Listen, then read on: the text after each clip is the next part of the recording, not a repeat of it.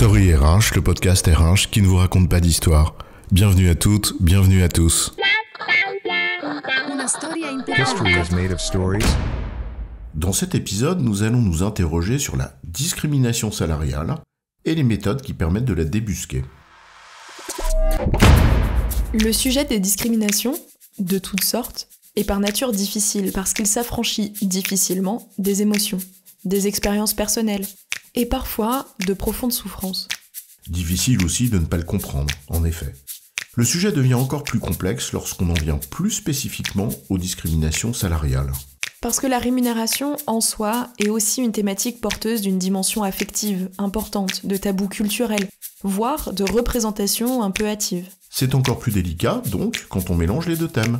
Pourtant, pour lutter contre les discriminations salariales du mieux qu'on peut, encore faut-il démontrer au-delà des ressentis, même si ces derniers existent incontestablement pour celles et ceux qui les éprouvent.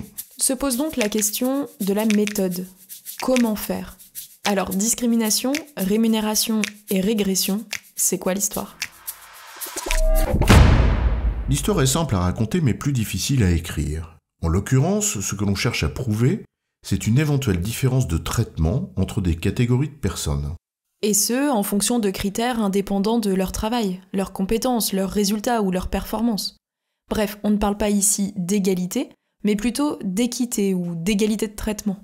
C'est en effet le fond de l'affaire, celle d'inégalité dans la manière de traiter les uns et les autres, quand les règles des uns ne sont pas celles des autres.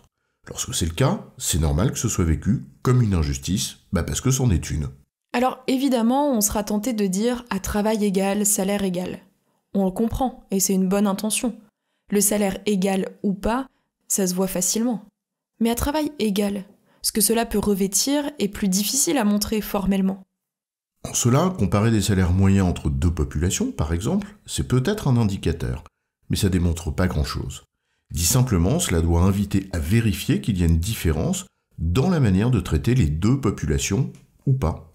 Or, la moyenne ne te le dit pas. C'est une présomption, mais il faut aller plus loin. C'est là où le domaine des statistiques peut nous offrir un début de réponse. En effet, et on va le dire de la manière suivante, juste pour la formule, puis on expliquera ensuite. La discrimination est une régression, mais la régression peut aider à lutter contre la discrimination. Ce que l'on cherche, c'est répondre à une question simple. Est-ce que les règles qui ont présidé à la détermination des salaires des uns sont les mêmes que celles qui ont présidé à la détermination du salaire des autres ? Évidemment, on va se réfugier derrière les règles formelles. Or, elles sont rarement discriminatoires. Ce dont il s'agit sont les règles implicites. Dit autrement, quels sont les critères qui expliquent les salaires des uns et des autres dans les faits ? Et est-ce que ce sont les mêmes facteurs explicatifs d'une population à l'autre ? C'est là où le diagnostic de rémunération implicite peut aider.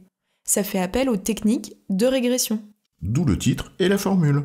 Le principe, c'est d'identifier les facteurs qui expliquent les salaires. Par exemple, tu mets d'un côté les salaires de base et de l'autre l'âge. Et tu regardes s'il y a une corrélation entre les deux. C'est une régression simple car tu ne regardes qu'un seul facteur explicatif. Cela prend la forme d'une équation de type Y égale AX plus B, où salaire égale A fois âge plus une constante, avec un coefficient de corrélation compris entre 0 et 1, pour t'indiquer l'intensité de la relation entre ces deux facteurs. Tu peux donc t'amuser à faire pareil avec plusieurs facteurs.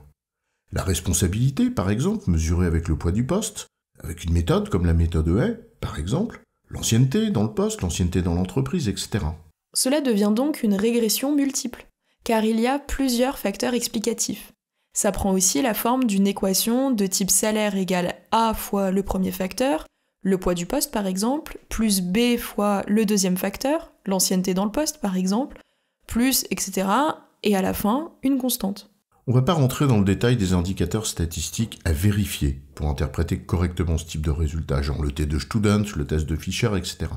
Mais on va retenir une idée simple ici. Ce type d'analyse permet de cerner, avec plus ou moins de fiabilité, mais cela se mesure, les facteurs explicatifs des salaires.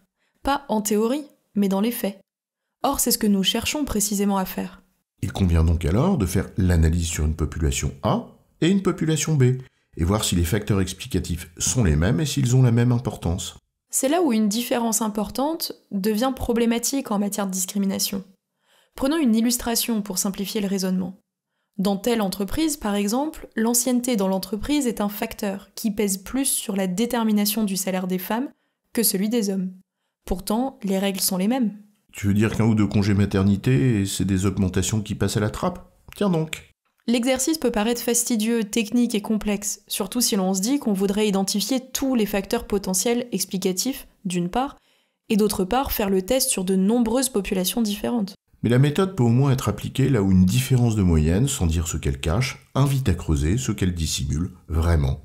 Comme quoi, en RH comme ailleurs, la maîtrise des données et des techniques permettant de les analyser correctement, c'est pas inutile. En résumé, démontrer une discrimination salariale revient à démontrer que les mêmes règles, y compris implicites, ne s'appliquent pas de la même manière à toutes et tous. En cela, l'utilisation des techniques statistiques explicatives, comme les régressions multiples, peut y aider. J'ai bon, chef ? Oui, tu as bon, mais on va pas en faire toute une histoire.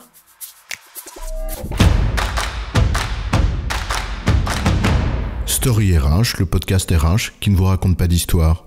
Retrouvez tous les épisodes sur storyrh.fr.